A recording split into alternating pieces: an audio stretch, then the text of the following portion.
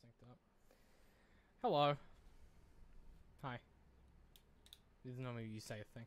Hi. We haven't started yet. It's fine. I know you're fine. Well, I mean it's live. It's We just haven't we're not. started yet, The it's fine. program is not. Yeah. We have to begin. We're in that the preconceptual phase. You know. Preconception Yeah, phase. the podcast is abstract currently. Right. Okay. I was gonna, why can't my chat? Fuck off, YouTube. Every time I go to look at our live chat, I always get like a cool, fun pop-up that's got a new tip. And I'm like, just show me the chat. Hot new tip. Just fucking me Tip of the around. week. Yeah. YouTube tip of the week. Let me look at the stream chat, please. Okay. I think we're all good. Let's just wait to check the audio. I think we're all good. Still sounding okie dokie on your end, Pat? I was just about to check it on my phone. Cool. Yeah, sounds good on my end from the computer, so we might get underway. Alright, in 3, 2. Hey guys, welcome back to the Arthritis Podcast, official podcast of Digital and Creative Media Works, where each week we take some pop culture and try to break it down to better understand it. My name is David. My name's Ben. Oh, Ben, we got a good one this week. I'd tell you that much. I don't know. So, I was on a Joseph Gordon-Levitt kick. And Yeah, this is just like the sequel to more or less. Which Yeah. I thought it'd be a interesting to go weird back to back. sequel Super where he weird. suddenly becomes Italian. Yeah, because But this week sure, we're talking about the tension of Don John. the Don John. Did you know about this film before I put you onto it? had told me about it like years ago. You just like mentioned it offhand, and I went cool, and then didn't watch it. And now I forced you to. Yeah. Yeah, it was a 2013 romantic drama written and directed by Joseph Gordon-Levitt. Romantic It's more drama. of a drama, yeah. Starring Joseph Gordon-Levitt, Scarlett Johansson, and Julianne Moore. Yeah, what did you, before we get into the summary, what did you think of this coming for the first time? Not a fan? No, Big not fan? What do you- really. I don't know why. It could have just been that. I don't know. Maybe I just found it too. I don't know. I don't know. It didn't connect with me. In a weird kind of like. It just didn't connect with me. No, not everything has to. Yeah. Right? Like, when I watch this, I'm not like, oh, I totally am like. I'm also addicted to pornography. But like, No.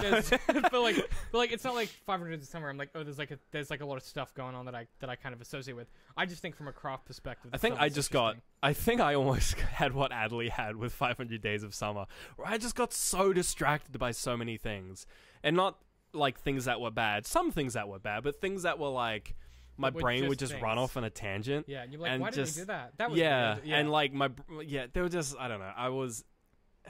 I didn't hate it, but like it finished, and I was like, all right. Right. Whereas maybe if you see I'm it a like- second time, you might hate it, or you might be Oh like, yeah. I get it. Like, I'm not gonna watch it again because like I don't want to risk it. Or do I? I don't know. Let's see what If I happens hate after it, the then it's like, episode. all right, I will stop listening. I'll stop. Yeah. I won't watch it again. But if I love it, I don't know. Maybe it's a good film. Maybe I I do mean, have to watch it again. Maybe we'll see what you think after the Yeah, episode. And I'm then probably gonna maybe- hate it. Probably. I can ruin anything. You have a tendency to ruin. That's my things. special power. Yeah. Okay, so John Martello is a young modern-day Don John with a short list of things he cares about: my body, my pad, my ride, my family, my church, my boys, my girls, my porn. While John has an active sex life, he finds the only way he feels sexually satisfied is with pornography. While out one night, John meets Barbara Sugarman, a girl that the boys classify as a dime. John is rejected that night, but looks her up online and asks her out for lunch. The two begin a relationship. Barbara quickly convinces John to take night classes to finish his degree, and John patiently sits through her love of romantic films. Barbara withholds sex for over the first month of their relationship. Finally, after she meets John's parents, she and John have sex. But John still isn't satisfied. While she's sleeping, he sneaks out to watch porn, and Barbara catches him. Barbara prepares to leave, but John claims it was a joke from a friend that he would never watch porn when he can be with the real girl. Their relationship does continue, and with Barbara around, John begins to watch porn outside of his apartment more and more. While at night class, another student, the middle-aged Esther, catches him watching porn. Meanwhile, Barbara continues to assert control, insisting he shouldn't clean his own apartment. Later that night, Barbara checks the browser history on John's computer and confronts him about his constant porn habits. She then ends their relationship. John tries to go back to his old life, but he quickly spirals. As Esther continues reaching out, she offers him an old-school porn film, hoping that he might learn more about authentic experiences with sex. John and her then promptly have sex in the back of a car. Esther convinces John to try masturbating without porn, but he can't. She senses that the reason John can't enjoy sex is that he's looking for a one-way connection, and he needs to try to lose himself in another person, not just in the act. It should be a mutual experience. Esther then explains her son and her husband died in a car accident, and in their vulnerability, the two form both an emotional and a sexual connection. Later, John tells his family that he's broken up with Barbara. After a big yelling match, his sister Monica explains that Barbara was using John for what she wanted and didn't know anything about him. The following week, John meets with Barbara to apologize for lying to her about the porn. Barbara says she asked one thing of him, and he failed. John explains she asked many things of him, and he could not meet her expectations. As she tells him to never contact her again, he starts to see how shallow she is and realizes he's better off without her. John and Esther begin a relationship of sorts. Even though she's considerably older and neither has any interest in getting married, John believes he really understands Esther and that they can get emotionally lost in each other. While this is not a solution to John's problems, it does seem like a step in the right direction. It's a really odd film. I don't know how to process this film. It's basically Saturday Night Fever. I haven't seen that, so I have no frame of reference. Okay. That But doesn't help you at all. I don't know. This is the Okay. first time I've watched a film, and if there's a film that I don't like, there's usually a reason I can pin down. So it's I didn't like Prometheus because I felt I don't know, there were scenes in it that legitimately disgusted me, and I was put off from that film. It's I didn't like, what else haven't I liked? I don't know. It's I can usually point a finger at a reason why I liked or didn't like a film. Yeah. But this just eludes me. And it's Okay. not that I hate it, it's that I try to sort of think about, I try to look to Don Juan, the sort of the original, that story, which this is very similar to, but then it just kind of falls apart at the end. And during the film, I had these ideas of sort of where it was going with Esther, and then it falls apart at the end. Yeah. And I just Okay. Should we pick through it then? you need to explain this film to me, Okay. because I have nothing, man. I can do it. It's not a super complicated film, but there's a lot going on that isn't super it's not, none of it's very complicated, but until you think about it for a long time, I can see why it's kind of one of those things. I must be at that middle point where I'm thinking about it enough to where it's just drilling my brain, But you haven't and I'm not found- quite there. So, Barbara and John have the same problem. Yes. That much is the baseline of the film. So Yes. John really wants a one-way relationship from the porn. Barbara really wants a one-way relationship from men she's dating. Yeah. So she uses them to get what she wants, and John uses porn to get what he wants. Equally, John's relationship with the women that he's dating, who he's just fucking and isn't connecting Yeah. with, that's kind of the same thing that Barbara's getting with him when they're dating. Unless he's doing something ridiculous to prove his love or whatever, she just feels nothing, right? But then the whole I don't want you cleaning the house thing. That's so. Is that just her? Is that That's when her- I was watching that, I was just is he trying to do, he as in JGL? I was is he trying to do a toxic femininity thing here? What is he trying to present? No, that would just be the idea is that Barbara Sugarman's an upstanding Christian woman, right? Is she Christian? Yeah, that's the idea. I thought they left her religious beliefs purposefully kind of in the air, so you're not able to pin it down. They throw her as just oh, is she Jewish? It's no, it's just they kind of purposefully try to make her religion. Yeah, you might be right. Not because the religious focus is very much His family. him being a Catholic, and even I'll say one thing: the way they use his church, I fucking 100% loved. But again, I got distracted by it. Yeah. I kept Okay. getting distracted. So- anyway, continue. So that much is pretty obvious, right? So it's the porn versus the romance films. They're very one-sided. The idea is that what Fucking Anne Hathaway and Channing it's Tatum. fucking funny, right? It's good shit. Oh, again, this season just keep distracting me in this film. The whole film, the thesis is that It's so well made, but Yeah, I it just just confuses my the shit out brain of just I don't know. Okay, so John represents a certain portion of the male population that, and it's not really about sex, what the film is trying to talk about, but he represents a certain kind of person, whether male or female, it tends to be male, who is unable to empathize with other people, and he's the classic Don, right? So he fucks good, he has the sweet pad, he's got the sweet ride, he's got the happy family, but it's like all super dysfunctional. Like the Well, even fucking- like the religious aspect Doesn't like, work. Don believes that he can repent his sins later in life. Yeah. The Don Juan Don. Yeah. Whereas this is sort of similar, except he's sort of repenting. well, he during. he has the belief that as long as he keeps doing it, he's making a difference. Yeah. And it's only at the point toward the end when he feels like he's made a difference in his life and it doesn't change the kind of The outcome. the outcome of what's happening. He goes, "Oh, this is bullshit." Yeah. And so that's kind of the through line. It's about like finding those points in your life where there's like breaking points of the things you believe in. So he, there's when he's spiraling, when he's like, watching all that porn, like, and completely is like lost control after he breaks up with Barbara. Yeah. That's he like punches a dude's windshield in, and then realizes that the religion's like bullshit. And then his sister goes, The only lines she says in the entire film. yeah, well, because she acts as the Greek chorus, which I'll come to later because I don't want to confuse you too much. Okay. You don't want to confuse me too much. Well, you That's very condescending of you, David. Well, you're already confused by I the know, film, I am, so I yeah, don't want to that's fair. I don't want No, to that's fucking fair. push you further and be like, and this film, But now you're making me think of Greek tragedies. and this film just is a replication of Greek tragedies. take a drink. So, the porn, okay, the MacBook and the porn and the internet and stuff, Yes. they're diametrically opposed to John's character, right? So he doesn't know about browser history. Right. It's fucking funny, right? Yeah.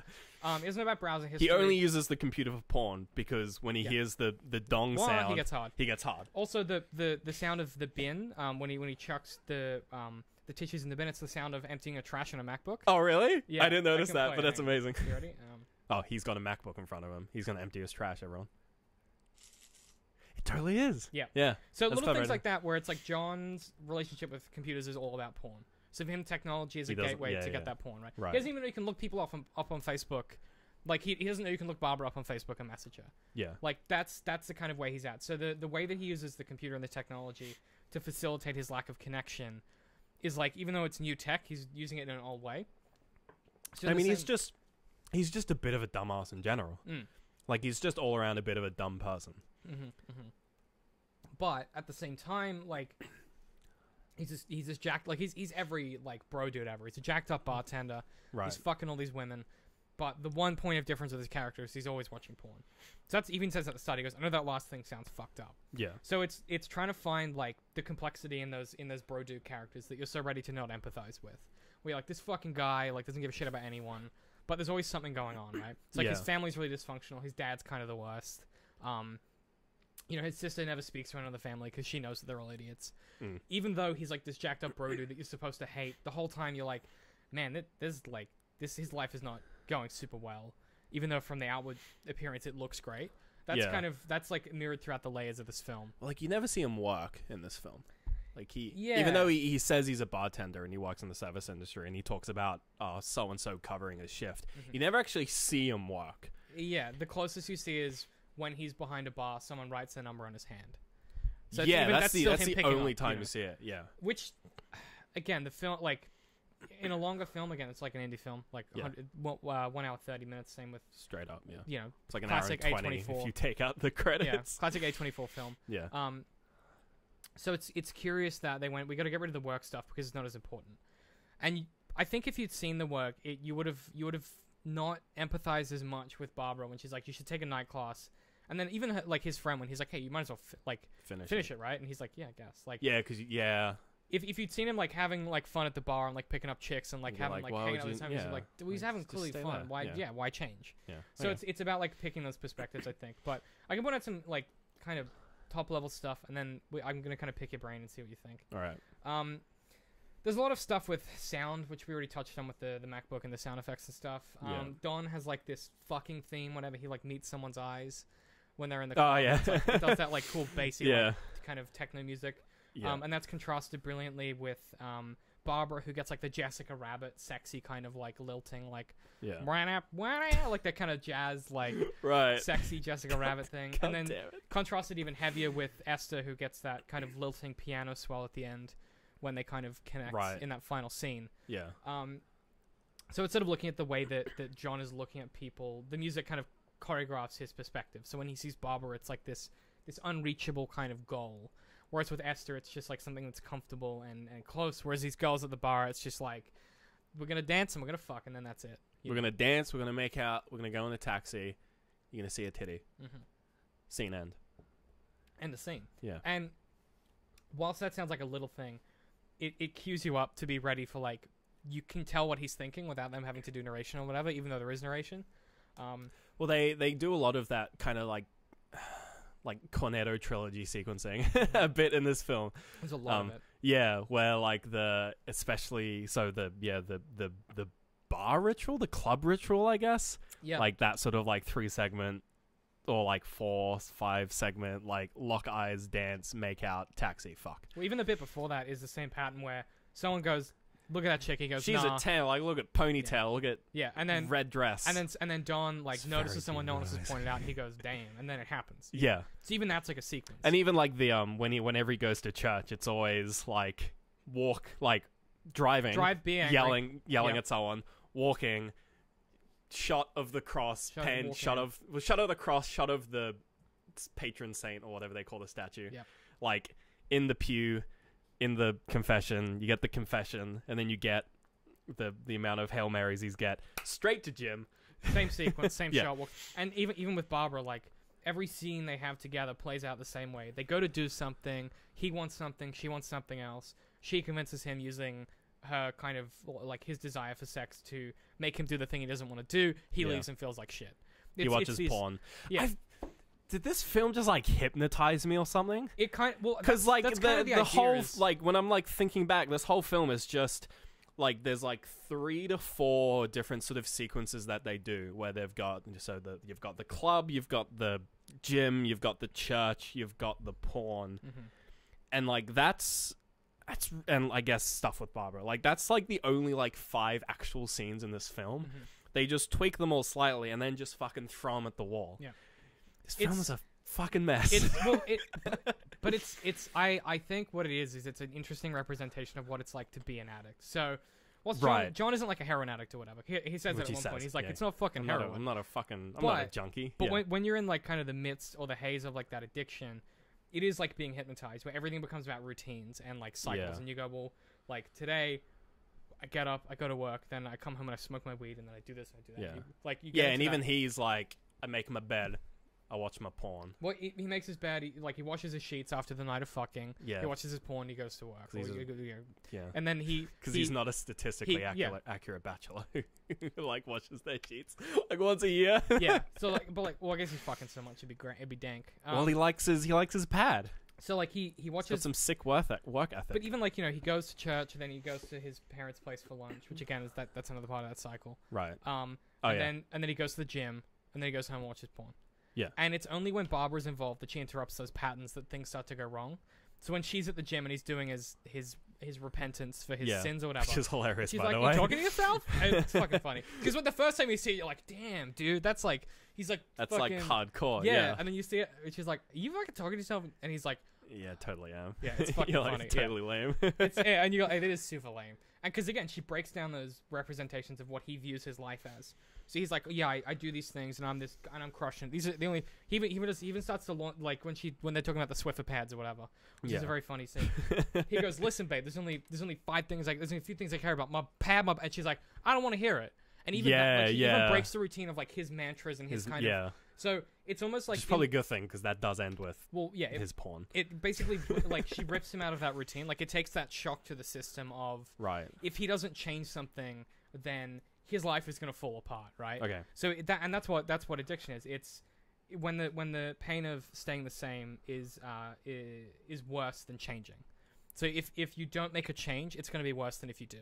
Right. So if you're like a heroin addict or something, if you don't make a change, then things are going to get way worse than if you go through the difficulty of change. Your brain is like, Yeah. I don't want to do that because that's hard. Yeah, and because that's why addicts don't stop consume. Like that's why they don't stop being addicts. Yeah. It's because your brain's like, what's easier to not stop, and it's only when one outgrows the other. So it's for John. It's like what he gets to is that point where he goes, actually, if I keep doing this, if I keep like trying to watch porn in my car and watch porn at fucking college and like do all this shit, then I'm fucked. And then thankfully before he can make a decision either way, she catches him and he's kind of off the hook a little bit. Then he doubles down, and that's when he dives into his addiction, and then he goes, okay, I actually have to change. Like he spirals completely. Yeah. And it's that spiral. It's when he gets to that lowest point that he's able to then come back. So I think maybe maybe the reason why the film is so hypnotic is that those cycles feel like fucking hypnosis when you're in them. Like if you hear like really like full-on addicts talk about it, like that's the process you go through, and it's those routines. So it's almost like in the act of making this really cool, interesting film about how like porn and addiction have this interesting intersection with young people and sexuality and stuff in like a modern society. It's also just a classic story about like a junkie.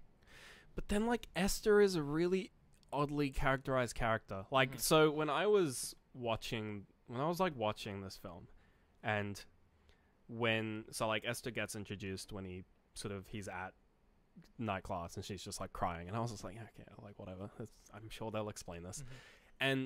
But their interactions are so weird to me. It's like so initially when they sort of like introduced Esther and she like catches him watching porn in class, and then she like gives him like a vintage porn DVD, my brain was like immediately, I was just like, she's an ex-porn star from like the 70s. Oh, okay. My brain was like, that's what she is. Like she's from the industry. That's why she understands that he totally does it. And she's like giving like either like one of her old videos, which would be weird, or just like something from when she was in the industry. Interesting. Because she understands that similar to The Lion, where she's just like, no, this is real. And she's just like, she's like, you realize it's all made up. He's just like, what are you talking about? Because he doesn't realize it's all fake. Yeah. My brain was just like, yeah, because she's in the industry. Like she. Oh. No, that's a weird assumption. But like that's where my brain went. That's because so she weird. was so nonchalant about him watching porn. My brain was just like, and that was like, I was just like, okay, well maybe she's like an ex porn star. I was like that. I was like, from a characterization, that would make sense that she would be sort of, I don't know. Like my brain was just like, this could be an interesting road. And then when it just turns out she's just a widower and just does weed and stuff, I was like, yeah, I guess. I see why you thought that. Look, honestly, that's a better option. Yeah, that's not what's in the film. So your brain was like, hey Ben, here's a really better film. And then you were like, wasn't that? Yeah, I get it. Yeah, no, I totally understand it. I just think like, and when like her character was revealed, I was like, and like whether I was like subconsciously just like, oh, that's kind of worse. Like I don't know. Like I found it weird.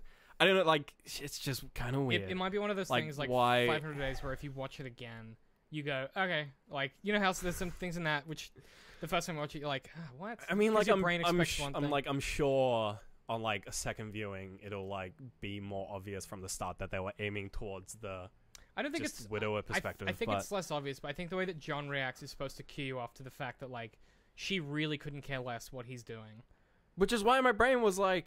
Because I guess maybe it's like they're obviously trying to do like a sort of contrast between how she reacts to him watching porn and versus Barbara. Which is why I was like, again, like from the end, like, you know, like used to be a porn star kind of thing. That makes sense. And that just like wigged me out. Like I think that's like the big thing that wigged me out when I was just like, wait, they didn't go down this path. They made this character who is so like weirdly fine with just having sex with this guy, even though she's like caught him watching porn. Just like, you know, like, right, like someone who's so sexually liberal. And again, like like people can be sexually liberal, like it's fine. Most people are, but like my brain was just going. To stop you from imploding, let's talk about. I don't know what that says about me. I feel like it says something about. I think at that point you were just well into hypnosis. You were like, I don't know what's going on. Like, yeah, and maybe like I wanted that to be such like a strong point, like an easy. That it would like pull me out, but it just wasn't. It was just so like, oh, she's just fine with him watching porn. I was like, no, that's not what I wanted. Like, I wanted like a. You wanted a stopping point. Yeah, I wanted like a pin drop, right? You wanted someone to. I wanted him to like watch the porn video that she gave him and have it be like one of her things, and him go like, wait, what the fuck? That nice lady who like helped me in class or something actually was a porn star. Maybe I need to reconsider how I've been thinking about the girls I watch in porn this whole time. Like that's where my brain was going. What you're saying and it just kind of didn't. It just kind of went, no, porn's bad. It's not what it did. That's not what happened. It didn't try to reconcile the image that it portrayed sex workers in. Not sex workers, porn stars. She says, okay, I fundamentally disagree. Only I've seen this film a few times, and like the way that it represents, it doesn't say porn is a bad. So she even says like nothing wrong with watching porn as long as you know what it is. That's the message this film has about porn. If Right. you're watching porn that's like... Which would have been a lot better if she was also a porn star. Because she would have You just wanted this film to pull you out of the fucking cycle and the really hypnosis. really did. And that's not how it works, Ben. You don't get that fucking lifeline. What I'm saying is I think the film got you good. I think it did. Let's talk about lighting quickly, because I noticed this time and I hadn't noticed it before. A lot of weird lighting stuff happening in this film. Especially when he's watching porn. Yeah, there's a few things. So, when he first meets a girl that he's interested in, they're always lit by a vertical spotlight. It's kind of like a heavens kind of light. John is always in the dark in those shots, which is interesting. He's always kind of peering at them. Later in their relationship, Barbara is always backlit. I don't know what that says, but then when they finally have sex, it's no different than the lighting in all of the other of John's fuck scenes, except they're both in the dark, and when he's talking about like her butt or her tits, they light up. So, or like there's lighting on it. It's like a Pulp Fiction shot where he's like looking at her tits and it's lighting up like the fucking like the goddamn suitcase. It's fucking funny, yeah. So stupid. But it's again like, that distracted me. Yeah. I was like, what? She just have a light bulb on her chest. What is this? But again, those are all like lights coming from above, and then Sure. versus everything else where when John's watching porn, it's lit. It's lit from the bottom always by the computer. Yeah. And then obviously at the ending of the film, you have the light coming in from all angles when John and Esther, they're like lit by the same light because they're kind of together. They're fucking. Yeah. And that's just like it's a little filmmaking technique that clearly, like, you know, JGL's picked up from like 500 Days or something like that. One of the many films he's worked on. And he's gone, let's kind of use Just this. do lighting. And it's a little small touch that I quite like. It kind of just adds a little bit of polish to it that wouldn't otherwise be there. It makes it. I think it helps. I don't know. It almost makes the sex scenes less uncomfortable. I think that's a lot of why they do those shots. Because at first it's do. quite confronting. Sort of for the first 10 minutes, you're like, man, this is just like non-stop with the sex. And it's also very, which I guess like, makes sense because it's like the whole film about like porn. But there's like a lot of like sensory, like there's a lot of sensory arousal, or whether it's porn or something, it's like big things flashing quickly and loud noises and stuff. Yeah. Because again, it's trying to replicate that one way, like the excitement of like the new tech and stuff, where it's like, yeah, it's all really exciting and like, yeah, it's a really, really, really, really, really good until you crash. Right. You know. You oh compared, god, that scene when they're at the diner or something and it's like hard cutting to like that gave me fucking anxiety. Fucked me That up. scene is genius. Yeah, god, that fucked me up. I 'Cause- was like, nah, I'm not okay with this. I was like legitimately terrifying. It's like that's what it's like to hide like an addiction. Right, yeah. So again, like I just fuck, I love this film because it does what we always talk about with film through subtext, where it can perfectly illustrate the way it is to live through an experience without having to like explain itself to you. Right. Watching this film is like the way that you felt experiencing this, the way that you felt watching this film is what it's like on some level, to some degree, on a top line, basic, top of the level, you know, experience. That's what it's like to be. Well, I guess because like an I've never addiction. gone down personally like a road of addiction to anything. Because it's similar to like if someone who hasn't gone down the road of depression would watch like BoJack Horseman, they would be like, "What the fuck is going on?" Yeah. Whereas like when we when watch we that, watch it, we it's go, just like, yeah, Yeah. woo, fun. And there's stuff in that which It's like really subtle stuff. which Yeah. hits you and you just go like things that are very, very subtle and that are sometimes subtextual that you go, oh, and you like it touches on something that you go, that's a direct touchstone to an experience. Whereas I like know. to me, watching this film about addiction, where it's like never had that experience, it's just like, ah. Yeah, it's just you're like, is this what it's like? Yeah. Yeah, there's Especially something so like it's probably different to watching something like Train Spotting. That's the one about heroin. Yeah. Where it's you like, should have powered through. You guessed it right. First yeah, time. where it's Yeah. like that. It's like, because like, let's be real, I've seen porn. Like, I don't know what porn is. I don't know what it's like to be on heroin because I never had heroin. Yeah. I don't plan on to. But like Train So Spotting- it's like where Yeah. Train Spotting would be like, if someone's on heroin, they watch Train Spotting, they'll be like, I can see where that's coming from. If they were addicted to heroin at some point. Whereas this one, it's like, because I understand at the baseline level what pornography is, this, which is pornography dialed up to 11, it's like, what the fuck? It's like, how are you taking something that's... Yeah, it's kind of like, I don't know, if you were just like casually drunk alcohol and then you watch like BoJack, you'd be like, ugh. well, yeah, you could replace the porn with literally anything, Yeah. and this would work. But because it's porn, it's like most people have seen porn. Yeah, and because it's porn, you also like you go, well, I would never do that. because it's so innocuous. Like, Yeah. I think if I or think even if, in the if, film, like yeah, right if- in the if film, this he's like, was- "This if- is just if- porn. Everyone watches porn." if this was a story about like, you know, he was drinking or something, you could still do the same film because oh, we lost that camera. no, no. Oh no. We're gonna have a break, ladies and gentlemen. Because David's equipment is a piece of shit. Are we out of battery? We out of card? Did it just break? Did the monitor die? Is it all fine and we just stopped for no reason? This is gonna suck to edit. There is light.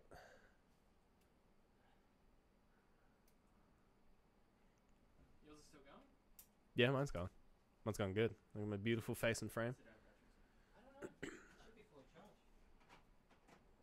We were right at the end as well. The battery was in there when I set it up, so it's got five dots. So it should be fine. Yeah, I mean if the light runs. Yeah, which is the big good- maybe it overheated. That does happen sometimes. Ooh. Good. Can't tell. Guess we'll just finish with one camera. Yeah. What's going on? We'll have a scene transition. Do some hard cut porn between, cause I might do that. oh god, please don't. Give you some more anxiety. Pat, is that in the way of the Yeah. directly in Yeah, just no to keep the monitor facing that way would be hilarious. Yeah, it's like directly in front of me. Hello. All right, welcome back. Move it more towards your way. More. Yeah, that's good. Yeah, that's good. Yeah, that's good. Why don't want the light in the shot? That's good. Okay. You're good. All right, we're gonna. Oh, this is like classic AFA. Yeah, this is like old school. With the Sorry, we lost the I camera. don't know what happened. Oh. That's really weird. What were we talking about? Pornography. So I was gonna say that you could replace the porn in the story with literally anything, and Yeah, the and it story would still work. Wanted to touch on Monica as the chorus because I think this will tie us into what I think this film's been trying to do in a way that I don't think I've seen before. So Monica basically behaves as the Greek chorus, and if you don't know, the Greek chorus was in the Greek tragedies. There would be this group of women that would sit on the side of the stage, and they would be the voice for the Grecian people. So they Right. would, as the play's going on, during like pauses and intermissions and stuff, they would sing songs in response to what was happening in the play, as if you were, They'd be as like, if they were the what audience. the fuck? Yeah, so like in the Medea, like in the scene where she tells her husband to go fuck off, they're like, "What the hell was she thinking? He was a great husband." Right. Like that kind of Oh thing. god, And- that's so like. It's very. If you Yeah. hear it now, it's quite cringe, right? Yeah. But like Monica in this, because she says nothing the whole film, right? Right. It's also Brie Larson, which I'm all about. Because she says nothing the whole film. It's only at that last moment when no one is in John's corner this entire time. His Yeah. mom wants him to be something he's not. His dad doesn't give a shit about anyone but himself. Like Barbara just wants to use him for what she wants. Esther's got her own shit going on. Literally, like no one is in his corner. And there's a shot earlier on when it's just before that big argument, the yelling match, Yeah. where he goes. Actually, no, it's the lunch before. Sorry, yeah, it's the week before when he tells them that Barbara's busy with her family or whatever. Yeah. And her mom says something about like, oh, grandkids or whatever. And he and his sister have this moment of eye contact Yeah. where she knows. Totally knows. Yeah. And you go, oh, she knows. And it's the next week when like everyone has abandoned him. Yeah. It's his sister who's like, you know what, you're better off. And it's interesting that what she was waiting for was him to realize himself instead of forcing him to come to that revelation, because Right. that's, as an audience, you can't make that happen. Yeah. So she kind of represents the audience in that way, which I just think is a nice touch from a screenwriting perspective, because you don't have to do that. You can just not have the sister. Yeah. Like and the she. film still works. Yeah. But she's such a crucial element because she's in every scene with the family. Yeah. And by having her be on his side at the end, you go, oh, even though he's in this crazy cycle and everything, there is still someone keeping an eye on him. And Yeah, and you even know. just like within the context of her, sort of like where she sort of stands in the family, from where you kind of, from like what you gather from like their interactions of all their lunches, you kind of gather that she's sort of like, at least from like I assume like the father's perspective and the mother's perspective, kind of like low rung, kind of like bottom rung. You know, Well- doesn't talk much. yeah, Just like not. She's not, you know, the youngest. yeah, exactly. And so so her talking at the end is sort of like this big, it's the Grecian chorus. She does things like she leaves without saying goodbye. Like, there's an implication in one of the scenes that John drives her home. It's interesting. There's a lot of stuff in this that is really like subtle. Where there's one lunch, but I guess it's dinner technically, after church, where she and he leave at the same time, and she walks to his car. So there's a lot of interesting stuff in this where it's like, it's not all text, but there's enough subtext where as the chorus, you go, okay, well I understand that she represents something in this story that is a bit more subtle than just, is he a good guy, is he a bad guy, did he do the right thing or not? Yeah. It's more like, is he a character we should empathize with? I think the story's conclusion is like, people who are going through addiction are still people. They're not fucking monsters. They're not doing it for like attention. They're not doing it to like, whatever. They don't mean to hurt people, but they do. And John has the luxury of not spiraling so far that he causes irreparable damage. And he does go through and he apologizes to the people that he hurt, right? Which is I think an important thing this film represents. But all in all, I just think as a film about something that's as exciting as sex, it manages to convey something really deep and subtextual about an experience that not everyone has, and that's kind of one of the most important things you can do with any story, I think, is help people empathize with each other a little bit more, because then hopefully everyone else is just a little bit nicer and a little bit more kind, and if everyone was that, then the world would be a much better place. Yeah, this film. Are you okay now? Yeah, I'm Feeling a bit better? Yeah, I think I am. Do you have any recommendations this week? Oh, fuck. Yeah. Tetris 99, I guess. Tetris 99. Ben's been doing that Battle Royale. Yeah, it's a lot of fun. Yeah, we might do a post show or an episode about it at some point. Yeah. Or maybe a video, because it's very dense. I have feelings. Yeah, it might have to be how a video. that game works. I have to sit you down and get you to God explain damn, it's insane. it. Yeah. It's ridiculous.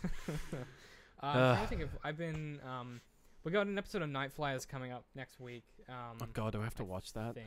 Fuck. You'll like it. It's really good. Okay. Actually, again, It's less about whether I'll like it and more about whether I'll have time to watch it. I think that's next week. Let me check. I mean, you've known it's that for a few weeks, so this is on you. You know me. Yeah, if you just read the Google Calendar. Yeah. Yeah, that's we're doing Night Flies next week, so I've been watching that and really enjoying it. I've been playing Metro Exodus. That game fucks hard. Yeah. I've been meaning to get that. Yeah, it's really good.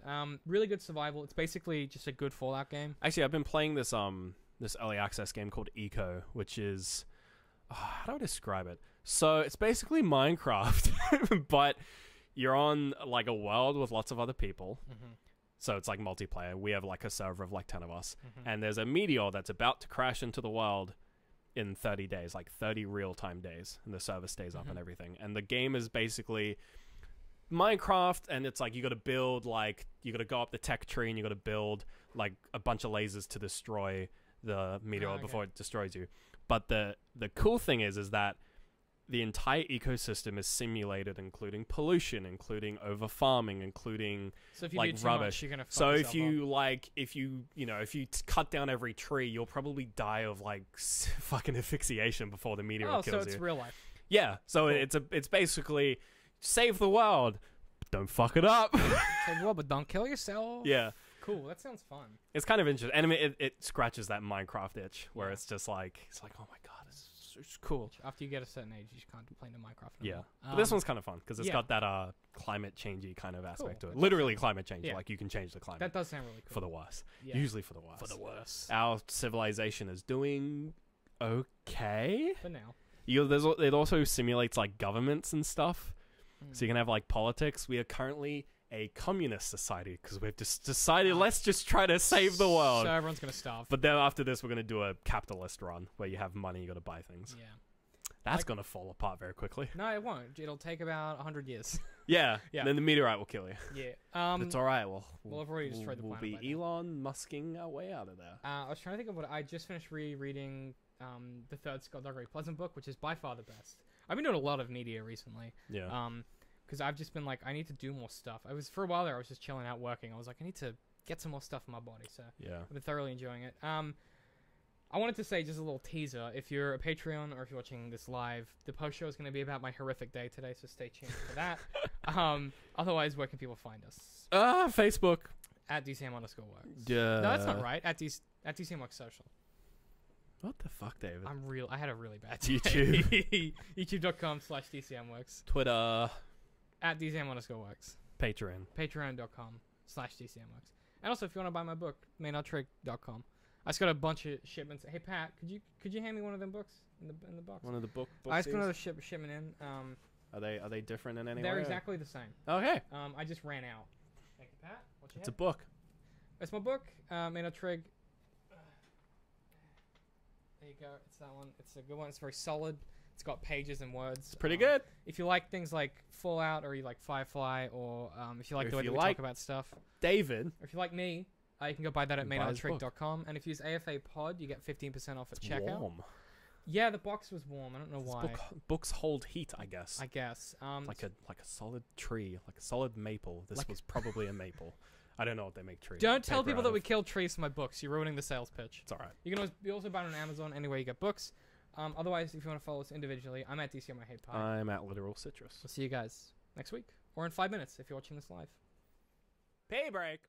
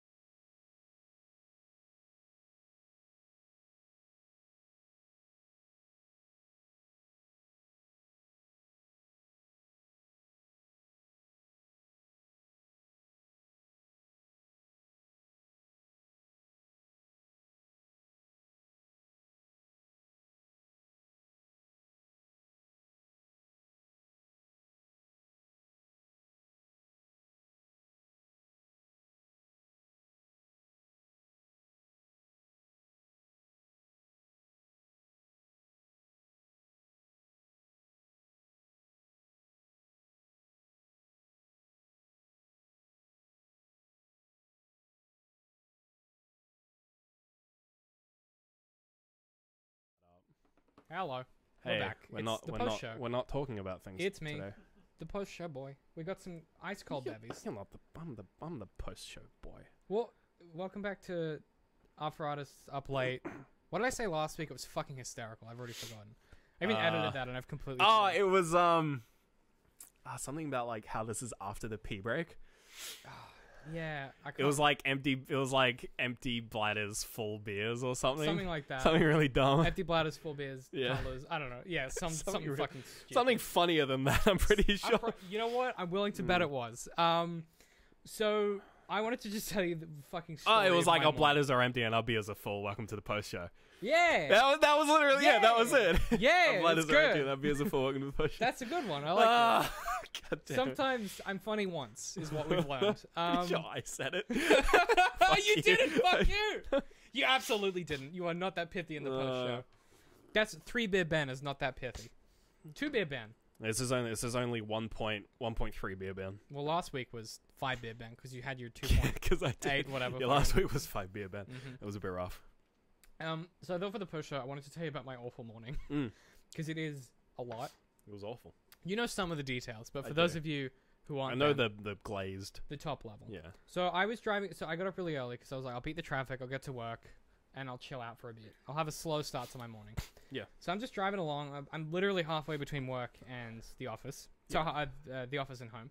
And I'm like turning a corner, and like the revs on my engine, like I'm watching my dash because I'm watching my speed, and I'm watching the rev meter just go down as I put my foot down more, and it keeps going down, and it just ticks off, and then the electrics cut out, and I'm like, oh shit. So God damn it. there's my power steering and my power brakes, right? Woo! So I'm like, okay, I'm So doing you're on regular steering and I'm like, regular brakes. at 50 kilometers an hour Yeah. with cars around me. So I'm like, okay, this is bad.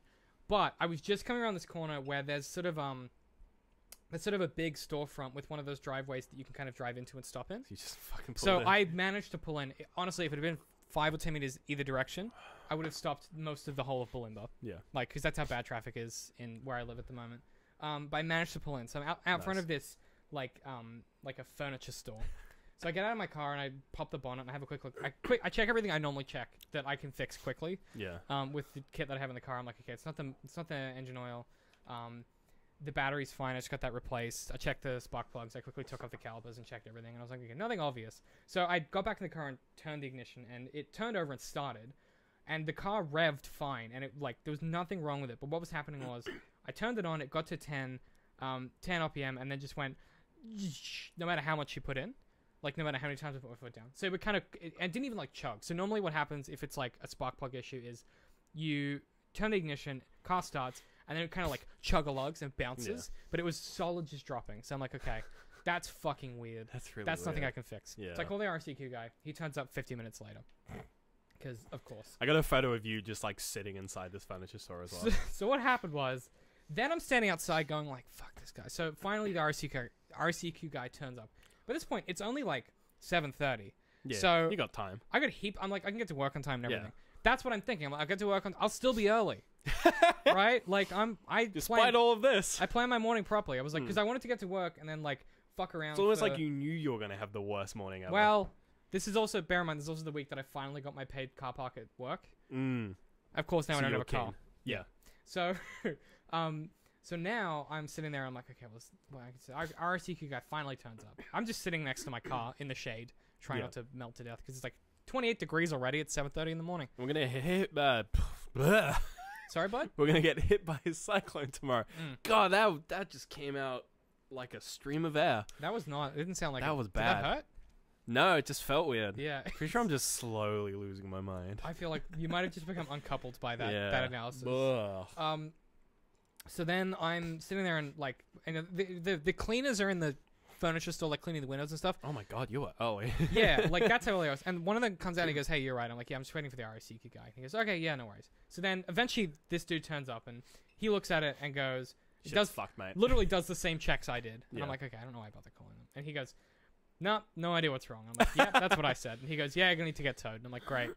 How long?" So I go, "Okay, first of all, tow it to this place because I have a mechanic in Wollongabba." I'm like, "Tow it there. How long is the truck going to be?" So I'm like, when you order the truck, find out how long they're going to be, Yeah. and actually get me a time. Don't tell me just an hour because it's just because whatever. That's Yeah. what they always say. So he gets in his truck and he calls them and he gives them all the details and then okay, whatever. He goes, yeah. He goes, the guy said it'll be 40 minutes. Like that doesn't. And I said, where are they coming from? He said, oh, the other side of the river, by the gateway. And I went, that actually could be, honestly, that sounds like less than 40 minutes. Yeah. So I said, well, in that case, I'll wait. Because normally what I would have done is left the keys in the ignition and fucked off. No, you can't steal it anyway, right? Yeah, it's not going anywhere. Yeah. So I'm like, you know what? That's fine. So I go, it's going to be 40 minutes. So I'm kind of plodding along, and the guy comes out from inside the store. Clearly the guy that works there, not the cleaners, because it's nearly opening time. And he goes, hey, what's happening? I'm like, oh, they're just going to tow it. Like, there's a tow truck on the way. And he goes, do you want to just come inside? Like, it's air conditioned in here. I'll get you We glass have a of water." whole selection of seats you can sit on. And I walk in, and it hadn't really occurred to me what was behind me. And I walk in, and it's just hundreds of desks. Yeah. Because it's the showroom floor. And I'm like, and he goes, sit literally anywhere. Which I thought was Take quite a fun. seat. And he just. So I picked the one that was directly under the aircon. And I sat there for 2.5 hours. Oh my god. And finally this tow truck Dude, my arrives. phone would have probably died within that time. I would have lost it. Also, to make things worse, I finished the book I was reading last night. Oh no. So I was like, I didn't even have a book You with me didn't to have read. anything, yeah. So I'm like, and I want to use my phone. Because also, I always miss this. I told this story again today. But also when I broke down, I happened to break down in the only fucking dead spot for cell phone reception in Morningside. Yeah. Like, I looked on the map. I had cell phone. I had data because data. there's a dish next to the building adjacent. But, like, literally I looked on the map, and it's like a triangle around that intersection. I'm Where like, the "Are you 3 circles just miss. I'm like, you fucking kidding me? Yeah. So I couldn't even call the roadside assist people. I had to download the app onto my phone and order it through the You fucking probably app. have a virus now because of that. It was just a lot. And so finally the tow truck guy turns up, and he puts the car on, and we get to the fucking mechanic. And the mechanic, like, they know we're coming, right? They've had 3 hours to prepare since the RACQ guy called them. And the tow truck pulls up, and we both get out, and he goes, oh, where do you want me to put it? And the guy from the mechanic goes, oh, I don't know. And he goes, what do you mean? You've known we're coming for 3 hours. And he goes, oh, hang on. And so then they shuffle a bunch of cars, because obviously my car can't start. Finally get it put down. Yeah. Then I spend 10 minutes inside with the nicest receptionist in the world, the most patient woman who's like taking my details and getting everything sorted out. Because I've been a customer there before, it didn't take too long. Yeah. And finally, I'm like, okay, I'm gonna get back to work. And by this point, it's like 10. So all of this has happened before most people have started their day properly. Right. Yeah. But I'm stressed. I'm fucking tired, and I'm sweaty because it's like 33 degrees already. Yeah. And so I'm like, great, I'll just fucking Uber to work. It's literally like a 5-minute Uber ride. Yeah. So the Uber turns up, and the guy like pulls up on the wrong side of the road. Even though I put the marker on this side, and I'm like, okay. I love that. So I'm like, okay, fine. So he then does a circuit and comes back, and then he picks me up, and he goes, oh, you're on the wrong side. And I was like, no, you're on the no. I was like, no. The way that street addresses work is there's odds and evens, like, because he started arguing with me. I'm like, no, like it's like, I know where. Don't gaslight me to where I am. Yeah, I know where I am. I was like, I'm right here. I was like, the way that I was like, it's odds and evens. All you need to do is be on the odd side of the street. It's not that. Like, I was like, that's how roads work. And he went, oh, maybe the app was wrong. And I'm like, so They always blame it on the fucking app. and I'm already in a shitty mood. So I'm trying to be polite to this fucking guy. Like, I'm like, you know when you know that you're being a fucking asshole. Yeah. And I was like, sorry, like, I appreciate that you were able to pick me up anyway. Thank you. And he goes, I'm going to work. And I said yes. And he goes, what happened? And I explained I gave him the top level because he clearly wasn't interested. And he sat That's in usually silence. the case. And like he pulled up outside, literally outside my building, because I work in a building that you can walk into from the road. Yeah. Which is perfect. So I walk into work, and the first, like, I literally sit down and I'm like, at like 10:05, and like one of my colleagues normally doesn't get in until like 10:30. So like I'm still kind of not that late. Yeah. Like this is still like I'm only an hour late from work technically. Yeah. So I kind of slump into my chair. And then, like, literally 30 seconds later, someone walks up and they're like, can you get these 8 things done before midday? I'm just like, I can't. And then the whole day, every fucking phone call that happened that came into the call center was for me somehow. No. So everyone else would pick up the phone and be like, hi, chat. Oh, yeah, I'll see if he's available. And I'm the only man in our team. So that that sound of, I'll see if he's available, I'm like, no. fuck. My day was just shite. That's really funny, actually. So yeah, it was just a lot of things at once. So I have a car park at work that I pay for that I can't use. My car doesn't work, and it broke down in a spot with no cell phone reception.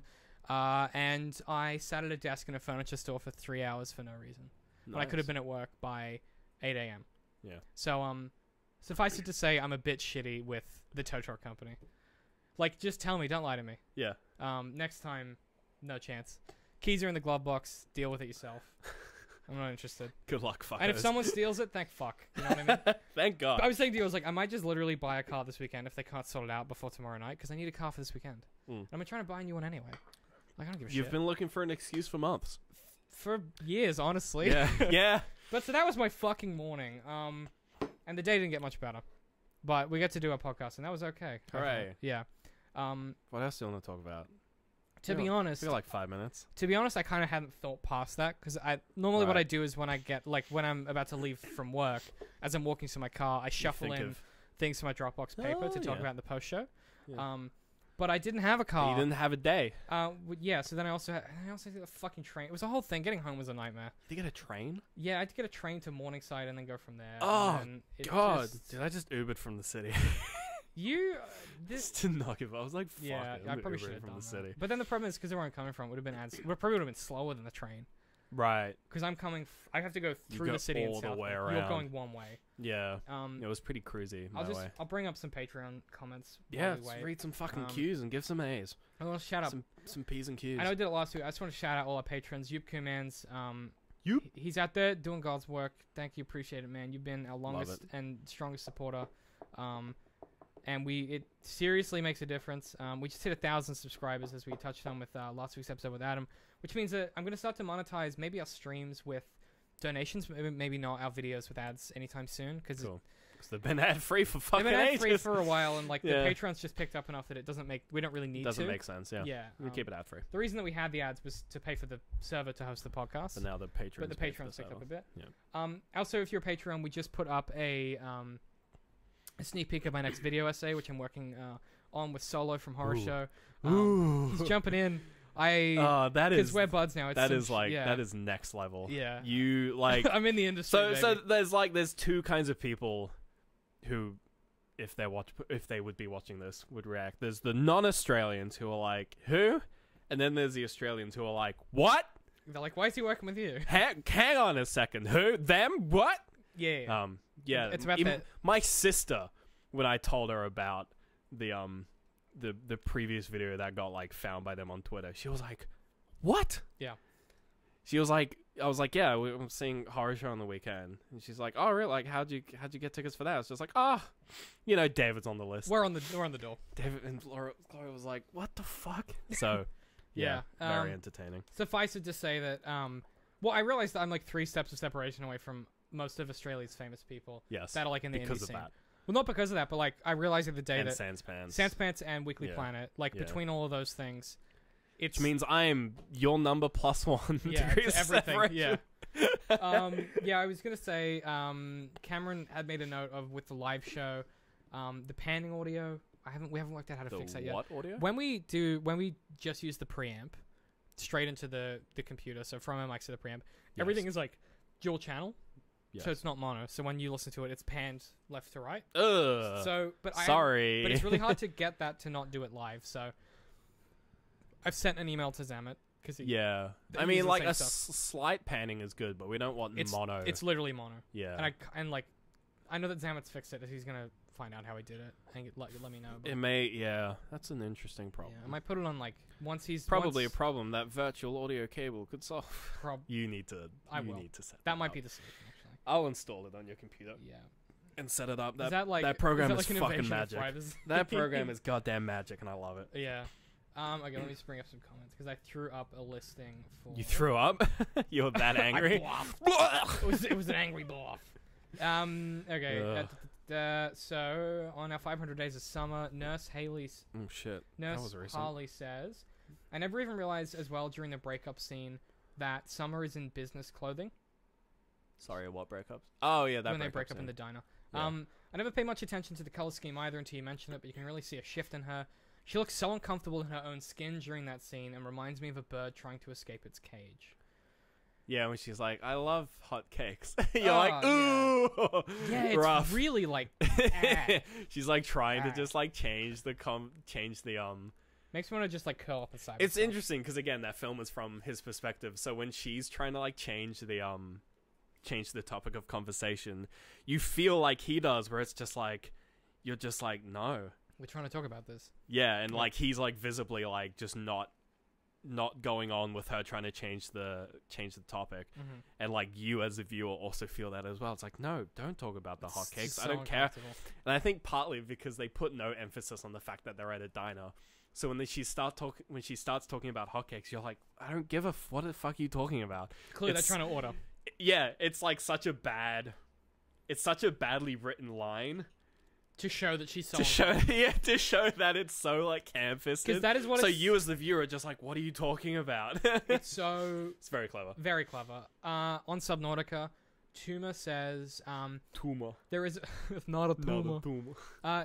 Tuma says there is a game called It Moves, where at the very last dream you find yourself going lower and lower into the ocean. It moves. And at one point you find an underwater observatory How do I- where you find. How do I see the full What? comment? It moves. What?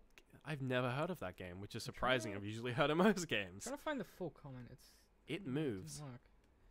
Yeah, like it's like a- 2009, I think. Is it like an indie? Wow, I must have completely missed it. It It's like an moves. indie horror game from 2009. Yeah, I didn't know about it. I think it because- started as a creepypasta and became a game. It's a horror RPG. It plays a little boy who has a roomba zone and sleeps in a bunk bed, which he and his brother shared. I'm just trying to find the full comment, but YouTube is not loading. Okay, cool. Continue. But he Don't know about basically it. says, like, there's a level where you basically go into this, like, black, like, underwater section that's basically Subnautica. Which sounds like a fucking living Sounds nightmare. horrendous. Yes. Yeah. Not a fan of that. No, 0 Uh, out of 10. Lucas Sojourn says, I can't get into the water during the nighttime without freaking out. Yup. Yup. Yup. Yup. 100% with you there, bud. 100% yup. Let me see what else we got here. Load more, I was please. talking to Adley about... oh, yeah, like, sort of similar, like, primal fears. So, like, how Subnautica really hits that primal fear of being underwater and seeing big things. So, this VR game called Lone Echo, it's an Oculus exclusive, which is kind of annoying. But it's a, sort of this, like, adventure narrative-driven game where you're in like a research space station that's orbiting Saturn. And, like, you sort of start the game and just, like, inside the station, it just looks like the ISS, basically. But there's this bit where you're on, like, the bridge, basically. And there's sort of, like, this anomaly. And they're just like, oh, what's going on? And, like, the scanners isn't working. Like, we have to, like, open up. Like, we have to, like, what's going on? So they open up. They have, like, these, like, space windows that open up. And it opens up. And, mind you, this is in VR. So you're getting, like, the full sort of depth perception. And it's just Saturn. You're like pretty far away, but it's just like most of the view is just Saturn, and you see the rings. Nope. And oh my god, Nah, actually, no. it's just terrifying. You're just looking at it going, nah. It's that kind of thing where like people would make those images where it's just like, what if Earth was like Neptune's moon? And they replace the moon in the sky with what Neptune would look like if it was the moon. It's like the moon in Subnautica, actually. You know, when you see the moon in Subnautica 1, you go, and you're like, what the fuck? It's that, but just worse, because you have depth perception. Because your eyes, because they're projecting it that to sounds proper like scale. a living nightmare. Oh. Whenever someone's like, what should I play with a VR? It's just like, get an Oculus, get Lone Echo, and play the first 10 minutes, and you'll understand why VR is good. I mean, that's kind of like in the first And then time. play Beat Saber. There's interesting things like that with it, I think, and maybe it's a thing where it could be an age thing. I don't know. Like, we're not that old, but we've been around when games weren't that good, and that was all you had. Right, yeah. So like when games got really good, like was that era of like 2007, like 2010. 2007. You know, Yeah. like Crisis. like when Dead Space Call came of Duty out, 4. and there's the opening in Dead Space where you're in the ship, and it's like all debris and stuff you can't really see, and then like the debris parts, and there's just like this giant floating like dead ship, Yeah. and there's like bodies and stuff. You're That "Ah." like, but that's not like a like oh moment. You're like oh. Or Assassin's Creed when it starts you off and you're in like the Animus training bit, and then the world just builds around you, and it's just like there's crowds of people and this is wild, and you're just like, what the fuck? And the thing too about Assassin's Creed is the like first one, yeah. the first one is the marketing made it like they made it sound like this cool like action game. But it's just just not. this world. It's just, and I mean, it's a tech demo. it's a tech but- demo, but and Assassin's Creed 2 is the game. a better version of Yes. it. Brotherhood's the peak of that engine. But like, still, it's like there's you're just something like, about it. wait, what? Yeah. Like this like exists. And moments like that, I think, Subnautica definitely has a lot of Subnautica those. has that. A lot of that. Like when you jump into the water for the first time and you're like, oh, it kind of clicks. And you go, oh no. The base game when you keep going deeper and deeper, and then you finally come in into like the kind of creepy like glowy or like green underground like caverns and stuff, Yeah. and you see like there's this giant like dead sea dragon skull, Yeah. and you're like, No. nah. Like, those moments in games are kind of, they're so emblematic of what a And a lot of the time it's just like, sometimes like early on it was like the AAA stuff, but like now because the AAA's been done, it's always it's the smaller stuff. It's Yeah. the stuff that just comes out of nowhere and makes you go, oh. There's still moments like that in some AAA's. I mean, Halo 4 is a great example. Halo 4 I think is like, Halo 3 is one of the best games there are, but Halo 4 is I think the best Halo game because it has a lot of those moments where you go, I understand how this world works. I played the other Halo games, and there's a lot of moments in that where you just go, whoa. Like there's a particular moment I remember very vividly where you crash land on this planet. You have no idea really what's going on because Chief's been like hibernating in space for like 2 years or whatever, and you crash land on this planet. You kind of trot through this alien landscape, shooting shit that's just attacking you. Yeah. And then you come up to this ridge and you hear like on the radio like humans, and then you go, Cortana's chattering in your ear about what's going on, and then just like over the top of you, this giant like fucking space cruiser size thing goes past the hill and then starts crashing. But it's so loud and close and big that you go, whoa! Like it's one of the where you're like, holy shit! Like it suddenly puts you into scale. Right. Because it's designed for space. Like, it's the size of, like, half a planet. It just kind of, like, careens past your ear, and you just, like, what the fuck? And it's... Those moments I'm always a big fan of. I mean, Dead Space 3, as much as people hate it, is the best of those games, because it's full of that. Yeah. Where it's just constant shit where you're like, oh, no. I'm having an existential crisis right now. Yeah, I wonder... That's part of why I'm... And we'll talk about it during our episode with Ashen. I haven't finished it yet. Part of what I don't get with Ashen is any of those moments. It's like Dark Souls without any of the awe. You know how like there's a lot of Dark Souls when we played it, and you remember this, is I'd turn a corner and you'd be like, whoa, it's snowing and it's beautiful, and there's or I'd just say phrasing like a dick. Not phrasing, framing. Framing. Like an asshole. Or like we go up in a lift and suddenly there's like a castle in the sky. You're like, You're what? like, whoa! There's dragons and stuff. You're like, oh, it's pretty. You know what I mean? Yeah, right. Whereas like Ashen doesn't really have a lot of that. I think You I've want had to one walk moment. into the boss fight with Yom the Giant, like, oh. Yeah, there's none of that. It's like you walk into a boss fight and you're like, oh, he's It's a just a dude. big one. Yeah. Or it's really dark and you're like, oh, this It's is like whatever. Dark Souls 2. Dark Souls 2 is one of my favorites. We could do. Colby's asked us to do a full playthrough of all the Dark Souls games on this channel. Fuck. We'll talk about it later. God damn. But I mean, sure, but like it's a it's a that's commitment. a dark I timeline. think if we do it, we would have to find a new format. Yeah, for it. because that was fucked. It was some of my favorite stuff. Oh my We just god, don't have like the literally time. like the best Let's Play we've We just ever don't have the done. time. But like, God, no, Yeah. yeah, we don't. So we'll chat about it later. But yeah, it's I don't know, those moments I think in games and like any media in particular, like because I get that in books too. Like there's a moment in, I just finished it. But there's a moment in the Skullduggery Pleasant, the third one, the Faceless ones, where like it's at the end of the book where the good guys normally win, and this isn't a spoiler, but the good guys normally win, and something happens, and you go, oh fuck, you know, like it's like Empire Strikes Back. When you first, I know it doesn't, I can't think of a current reference that people that like, but that when you first see that film and it doesn't end with the good guys winning, you're like, wait, what the Han's got what? No, hang on, what? Infinity War. Infinity War. Avengers. Infinity War. That's the modern empire. I always forget. I'm sorry for saying that. Is that treachery? I think Am I gonna get attacked It's by owned by the same company. by the internet I people? think you're fine. Yeah. I think you're probably fine. But Star Wars is bad. Star Wars is bad because they ruined Luke Skywalker. He old man now.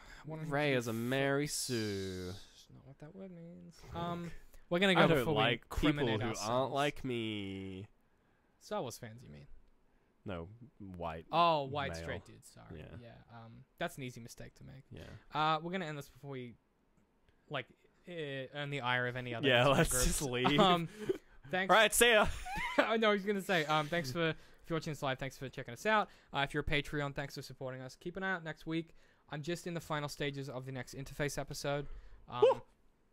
I might have gone a little too far with some of the Foley. I'm gonna run it by another human first. We'll see. Yeah.